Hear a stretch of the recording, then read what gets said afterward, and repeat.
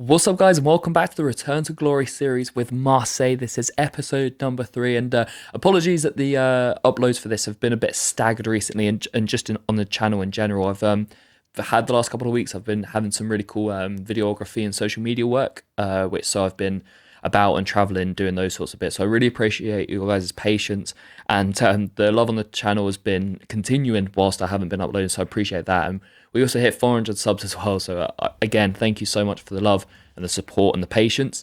Road to 500 begins now, and regular uploads should return starting today with our third episode of the Return to Glory series with Marseille. If you are unfamiliar with this series, firstly, I recommend go watch the first 2 episodes so you have a bit of an idea. But just to round it off quickly, I want to take a team that used to have some glory days back in the day, whether that was winning titles, being in European competitions, or whatever is relevant to that side, who have dropped off in recent years, and I want to bring them back. So Marseille were massive in like that late 80s, early 90s, winning multiple Liga titles and Champions League titles as well, or European Cups as they were known back in the day. They've since fallen off a little bit, and so I want to bring them back to the glory. And my aim for this series is to win a Liga title with Marseille, overthrowing the current dominant force in PSG. And we started off the series quite well. So last episode, we played 5 games, won 4 of them, all league games as well. So a really good start to league form. We also signed Nathan Ake and Michael Elise, both coming in from Premier League sides. So you'll see us play 3 more league games today, as well as beginning our European campaign, which is underway here. Ajax away at the Johan Cruyff Arena. And as you may know, in real life, Ajax are going through a very, very rough time themselves. If it continues this way, I might be doing a return to glory with them, because they are currently bottom of their Eredivisie. It's quite crazy. Awful start to the season. They set their manager a couple of weeks ago. They are bottom of the league. They've had instances with fans smashing up the stadium. They are clearly not happy right now. Not quite sure what's going on there and why the sudden dip in form, but hopefully things turn around for, I think, a side that have won 8 of the last 10 Eredivisie titles, I believe. Yeah, they've been the dominant force in Netherlands for the last decade or so, and, well, for a long time, actually, more than a decade. But yeah, it's an interesting one going on with them at the moment. Anyway, going into the game with them, we made 8 changes. Only Sarr, Lodi and Lopez kept their place. My focus is on the league. It'd be nice to win a European trophy, but the challenge of this series is to win the league title. So the league takes my priority. And when we had a game like this, PSG coming up in the next, just a few days later, I wanted to make sure my players were fit. We ended up drawing the game with Ajax. A pretty poor game. Ajax with dominant first half, Lopez with a couple of saves, but nothing too crazy. They did take the lead through a pretty poor goal to concede, I'd say, and then Michael Elise popped up with a nice leveler after Hurit squared it to him. So a point away in the Netherlands on match day 1. I'll take it. Not too bad as we head into the second game of the episode. Like we said, a huge one. PSG, the side who we're looking to overcome in this challenge. We want to overcome PSG and become Ligue 1 title winners. Well, this was the perfect place to make a statement and show where we are. And we actually started the game really well. First 20-25 minutes, we created multiple chances. Donnarumma making ridiculous saves, including this one here from Aubameyang. Yeah, Correa was on it. He had a couple of shots really well saved by Donnarumma. And then PSG, though, would take the lead. Against the runner play, I'd say. Kylian Mbappe, I mean, who else? The main man, he would finish a really nice finish into the top corner. And then the Parisians would make it 2-0 before half time. Lee Kang-in would grab the second for the Parisians, and they would go into half-time leading 2-0. So going into the second half, and we continued where we left off. I thought we weren't playing too badly at all, and we halved the deficit. Ismaila Sarr scoring a really nice goal after a lofted through ball from Correa. But PSG would restore their 3-1 lead just a few moments later. Mbappe again involved as he got to the byline and found Kolo Muani. And the former Frankfurt striker would give PSG a 3-1 lead, and then they would grab a fourth late on. Mbappe again.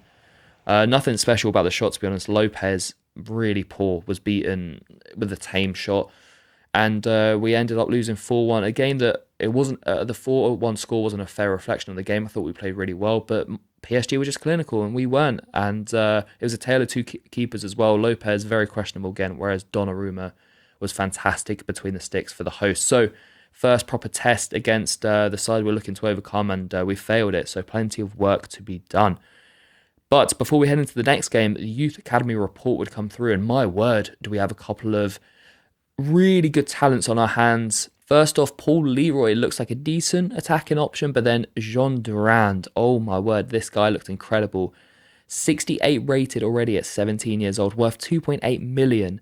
He looks like he's going to be a phenomenal winger. Right-footed left winger. I'm going to put him on a development plan to play him right wing. We already have Harit, who plays left wing, who cuts in on his right. So I want him to be able to adapt, but he looks special already, and potentially a player that could come into the series if we go a couple of seasons deep, which, obviously we want to try and win this challenge as soon as possible and win the league in the first season. But if we don't, Durand could become a big part of the team. Well, going into the second game of the episode, and it would be another big game, Monaco away, who are undefeated in their first 6, 3 wins, 3 draws, and they are level on points with us. So let's see if we can bounce back from that defeat to PSG. Well, it wouldn't be a good start. Monaco would take the lead. Minamino whips in a cross from a short corner, and the captain Maripan free as a bird to head home into the top corner, getting his second league goal of the season. We would equalise though just before half-time. Pierre-Emerick Aubameyang with a nice finish. We would go into the break tied. And then Lopez would deny Minamino. The shot was just about saved and then cleared off the line, but the host would find the go-ahead goal with just 6 minutes to go. Mukhtar nets with a nice low-driven shot into the far corner. It goes through Mbemba, and probably just about a fair result. The second half, both teams were poor, but Monaco looked like the only side that would score in the game. And back-to-back league defeats now is not how we want to go through this episode. So we're back into Europa League form now. Winless in the first three games of this episode. We now face Brighton, the Premier League side in the Europa League, who won their opener against AEK Athens. So they're looking to make it 2 wins from 2. We're looking to pick up our first win after a draw at Ajax. Well, plenty of changes would come through once again. 9 in total. Lodi and Lopez keeping their spots. And it would be the Brazilian Lodi who almost opened, scoring here. It would have been a beautiful goal. He picked up the ball just outside of his own box, played some nice football down the left, then a 1-2 with Ndiaye, but his shot goes wide. Should have done better, and then Brighton would take the lead. João Pedro on the stroke of half time, the forward bagging the go-ahead goal in this one. And then just a couple minutes into the second half, Adingra would be put through, but a great save by Lopez before the goalkeeper would make a bit of amends after having a few howlers. A triple save here was pretty impressive. But Adingra, who was denied just at the start of the second half, would find the Seagulls' second goal, and they lead 2-0. With 15 minutes to go, Harit would find Jean Durand, and the Youth Academy graduate. We gave him his first start here today. I thought, why not? Let's give him a game. 68 rated. He looks decent, and he actually was a decent outlet. Good pace on him, and a great finish here to get a debut goal. Was really, really thrilled with him, and potentially a chance way back into this game, but that was quickly diminished as Brighton restored their 3-1 lead. Just a few minutes later, João Pedro smashing home, and then Brighton's fourth goal was the absolute worst of the lot.